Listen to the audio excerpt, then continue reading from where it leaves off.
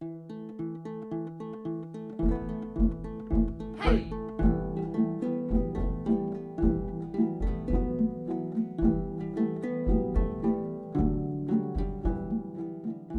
Hi guys, welcome back. Today we're gonna do a video with frequently asked questions. That's hard to say for a Dutch guy, but I did it anyway. So have fun, here are the questions and the answers.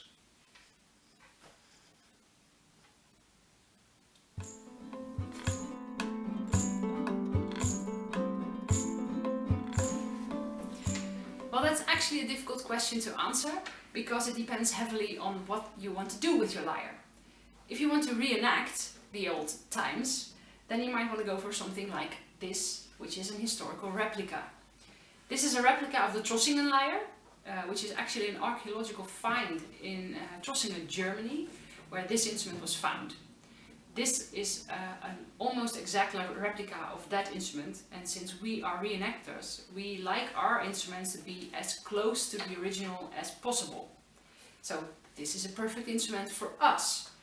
But if that's not your main goal, you might want to go for something a little less strictly based on the historical finds.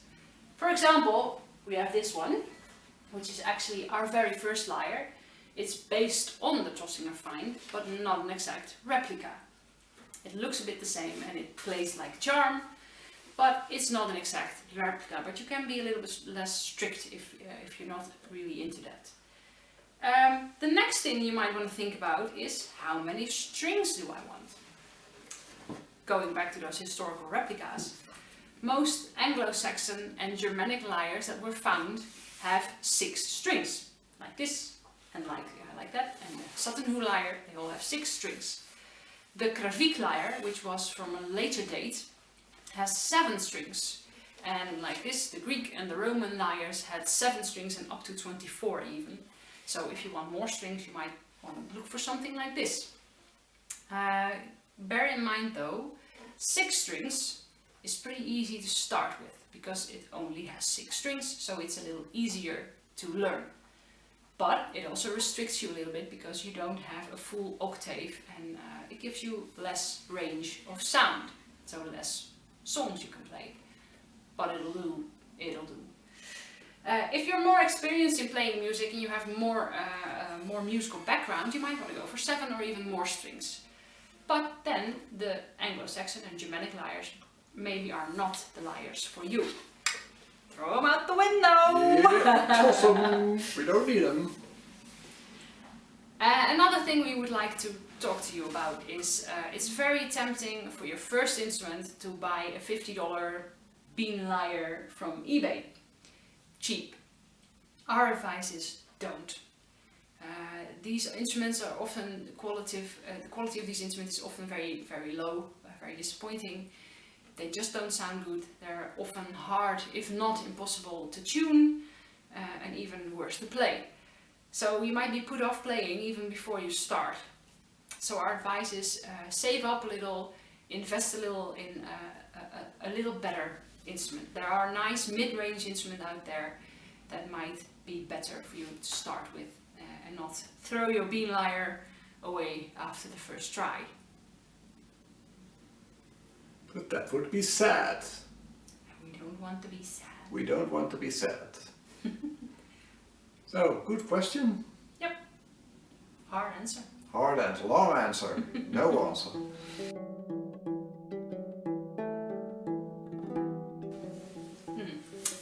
That's another good question.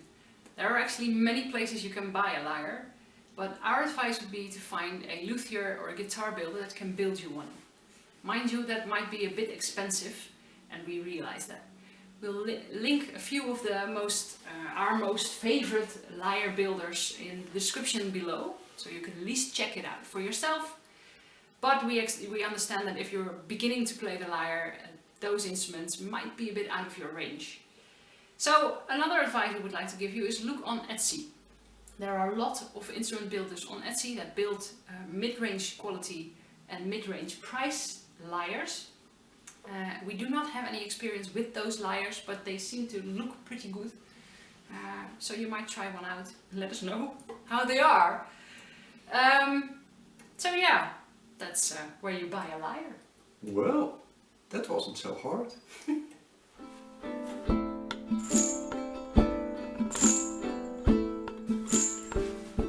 Yet another good question. Sheet music is very hard to come by for these instruments because, well, obviously the lyre isn't that common in the musical world. So, where do we get sheet music? Because we don't have it. Well, you could try and find our good friend Micheal J. He has written a little book about the grafiek lyre, the 7-string lyre, with some handy tutorials and a few songs, I believe. And another of our friends in the lyre world is Paul Wilding, and he has a book for 6-string lyres, which is actually pretty new. For pretty Anglo-Saxon lyres, like this. So. And that book is full of tutorials, songs, sheet music, but we haven't yet gotten our hands on it. So if you have, please let us know if it's worth it. Send us a copy. Send us a copy, even better. Even better. Well, for lessons and tutorials, well, you can just look on this channel right here. You came to the right place. We have a few basics lessons. They're not very complicated ones, but they can get you started on the lyre. If you're still interested after our lessons, one of the places you can go to is Longhouse Lyres by Terrence Bell. He has many videos with tutorials, little songs you can play, different techniques. So be sure to check him out. He uses 7 strings, so... He uses 7-string, but the lessons are also for 6-string lyre. You can use them as well for 6-string lyres. And last but not least, Scandic Instruments, which also makes really pretty grafiek lyres, has a lot of songs mainly on the grafiek lyre, and you can actually sort of play along while he shows you how it's done.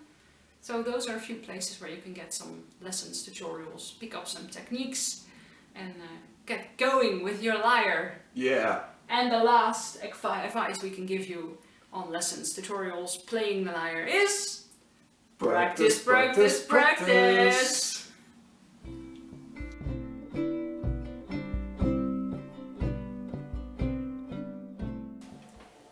Good question. And the short answer is... practice, practice, practice! But one of the tricks I use is playing my chords in arpeggios. What is an arpeggio? That's the next question. An arpeggio is when you play a chord which consists of several notes, but you play the notes individually. So for example, the A chord consists of the A, the C and the E notes. If I pick these on my lyre, individually I can play the arpeggio for the A chord. So A, C, E. If I repeat that,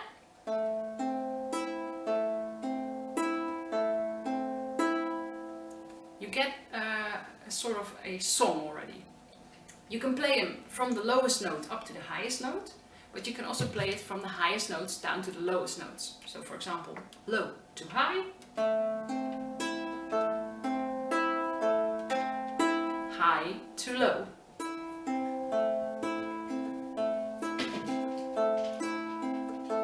Which gives your arpeggio a different vibe, a different feel. You can also play the arpeggios in different beats. For example, the 3/4 beats, which is 1, 2, 3, 1, 2, 3, is what I already played just now. 1, 2, 3, 1, 2, 3, 1, 2, 3. But you can also play them in 4/4 beats, which is 1, 2, 3, 4, 1, 2, 3, 4.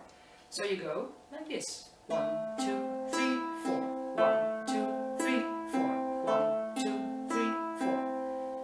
It gives you a different beat and can give you a different song. If you combine the chords in these arpeggios, you can also play songs, melodies, and when you play them often enough, just repeat the motions with your fingers, which gives it, which makes the motor skill for you, so your fingers actually start moving automatically. That will give you the space in your head to actually start singing with them. So practice, practice, practice. Start slow, speed up as much as you want to, and then start singing once your fingers are actually going by themselves. For example, we'll play a little song which is one of our favorites, in which I play the arpeggios and sing along. So it's a 4/4 beat, it's only 2 chords, A and G, and this is one of our favorites, it's Herman Lyre.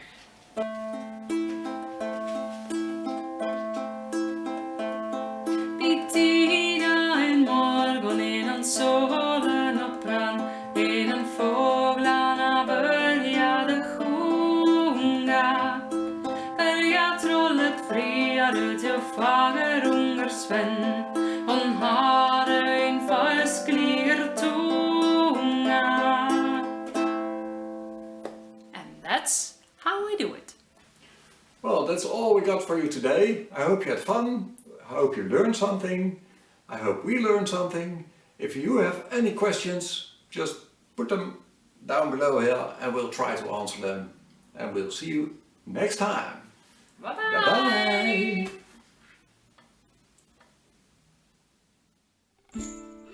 Bye-bye!